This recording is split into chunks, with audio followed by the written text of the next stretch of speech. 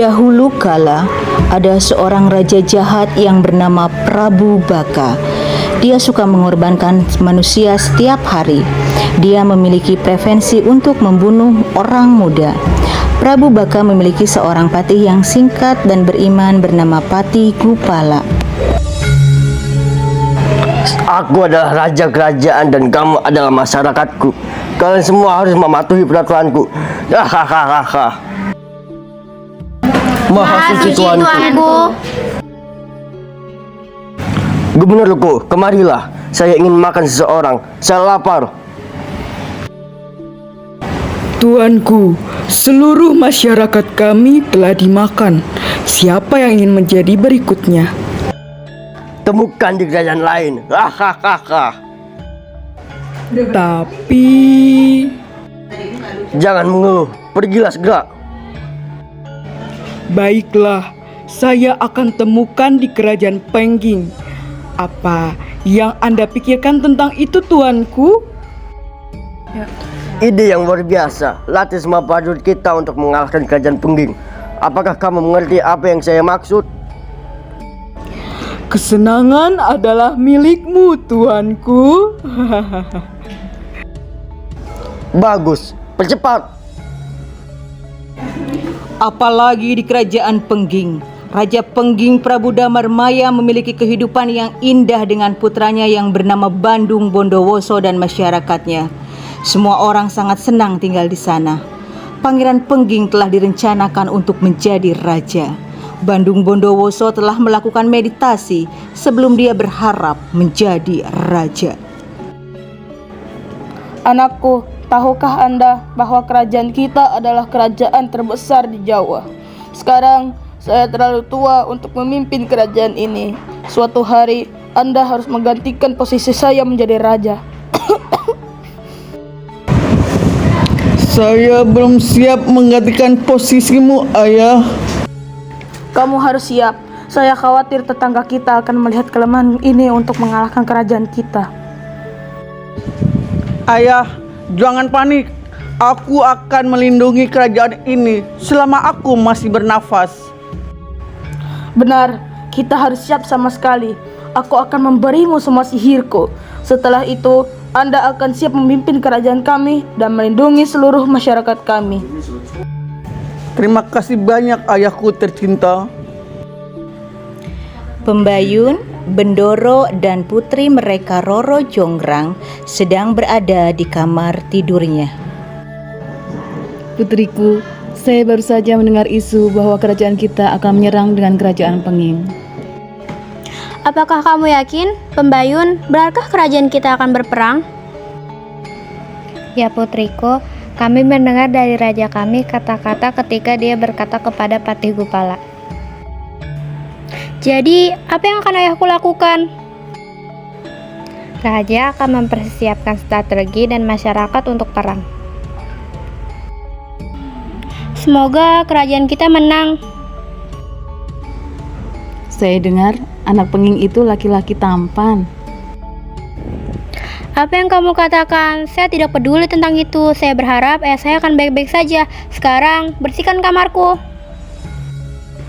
Roro Jonggrang keluar dari kamarnya bersama dayangnya, Retno, dan pergi ke garde. Retno, sebenarnya saya sangat khawatir dengan ayah saya ketika perang datang. Tenanglah putriku, raja itu sangat kuat. Aku yakin ia bisa mengalahkan kerajaan Pengging. Ya, saya berharap banyak. Saya pikir kita harus berbicara dengan raja untuk membuatnya baik-baik saja.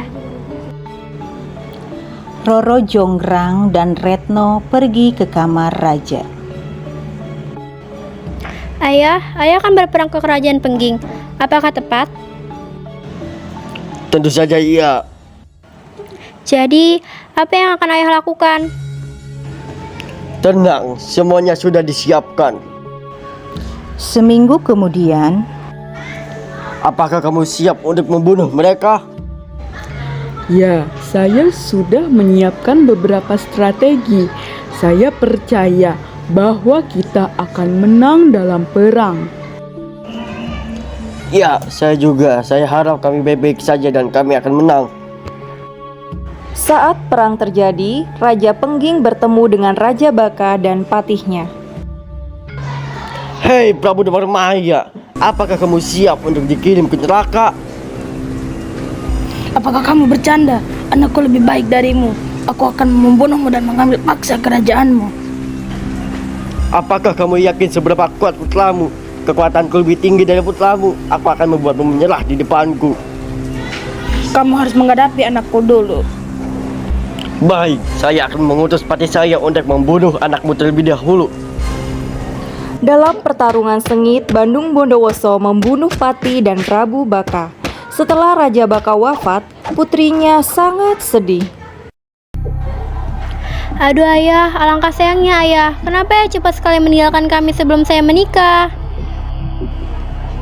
Ya putriku, jangan menangis, itu adalah takdirnya. Kau tidak sendiri, kau bersama aku dan yang lainnya. Saat Roro Jonggrang merasa sangat sedih, Bandung Bondowoso memandang Roro Jonggrang. Wow, betapa cantiknya dia. Dia adalah putri tercantik di dunia, sehingga kamu harus mendapatkan hatinya. Dia adalah istrimu yang sempurna. Ayo dekati dia, buat dia tercinta padamu. Ya, saya harus mendapatkan simpati dia. Adalah gadis yang istimewa. Tapi apa yang harus saya lakukan? Anda harus tahu semua tentang dia, terutama hobinya. Bagaimana mencarinya? Aku telah membunuh ayahnya. Tenang saja, aku akan membantumu. Aku akan mencarikan kapanpun kamu butuhkan. Betul, itu ide yang bagus. Kamu akan mencarinya untuk saya, bukan? Itu semua pekerjaan saya, tuanku. Setelah mendapatkan informasi tentang Roro Jonggrang, Bandung Bondowoso mendatangi kerajaan Roro Jonggrang. Dia mencoba untuk mendapatkan cintanya. Permisi. Ya, ada apa? Bolehkah saya bertemu dengan putri kerajaan ini? Tentu saja, tapi siapa Anda? Apa urusanmu dengannya? Saya Bandung Bondowoso. Saya ingin mengetahui lebih dalam tentang putri Roro Jonggrang. Baiklah, tunggu sebentar, saya akan memanggilnya. Silahkan duduk. Baiklah, terima kasih. Putriku, kamu ada di mana? Ada seorang pria yang ingin bertemu denganmu. Siapa dia? Saya tidak pasti, tetapi ia memberitahuku bahwa ia adalah Bandung Bondowoso. Katakan padanya, aku akan tiba beberapa menit lagi. Baiklah. Selang beberapa menit, Bandung Bondowoso menunggu Roro Jonggrang. Roro Jonggrang tiba dan menemuinya. Ia menceritakan perasaannya kepada Roro Jonggrang, kemudian ia ingin lebih tertutup. Hai, kamu siapa? Saya Bandung Bondowoso. Aku Raja Pengging. Apakah kamu yakin? Jadi kamu yang membunuh ayahku? Itu bukan salah saya. Ayahmu ingin mengalahkan kerajaanku. Saya hanya menyelamatkan semua masyarakat saya. Aku benar-benar minta maaf tentang itu. Aku membencimu. Maafkan saya, Tuan Putri.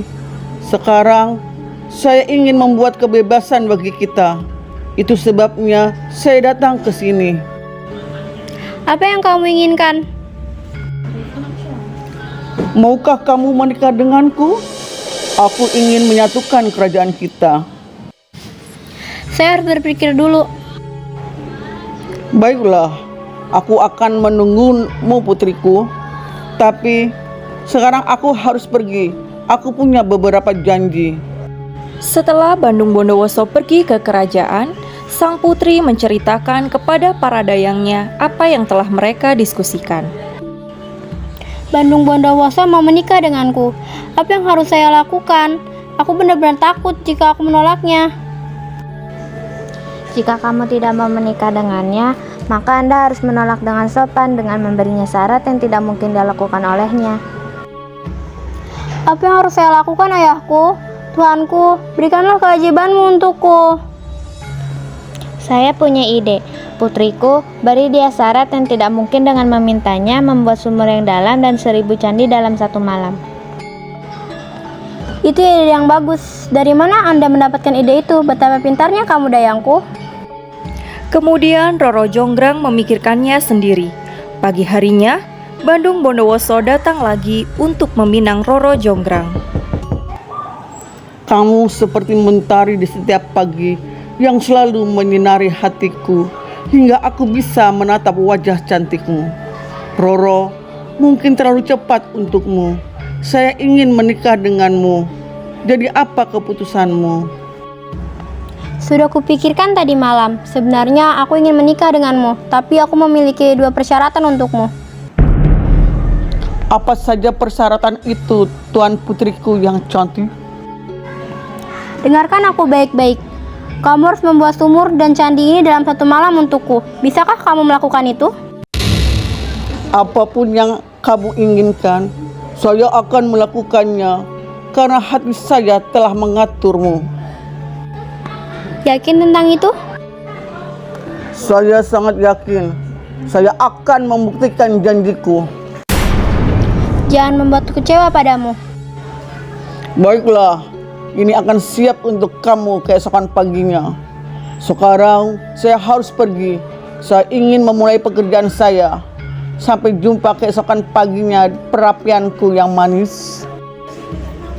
Bandung setuju dengan permintaan Roro Jonggrang. Dibantu oleh makhluk halus, Bondowoso mulai membangun sumur dan candi dalam 1 malam. Dia bermeditasi untuk memanggil para roh halus.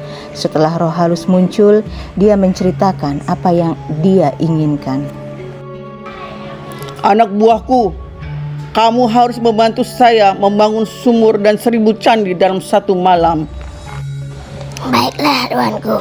Sangat mudah bagi saya, karena saya memiliki banyak asisten untuk melakukannya. Lakukan sekarang, karena waktunya terbatas. Kamu harus menyelesaikannya dalam 1 malam. Itu harus siap keesokan paginya. Percepat!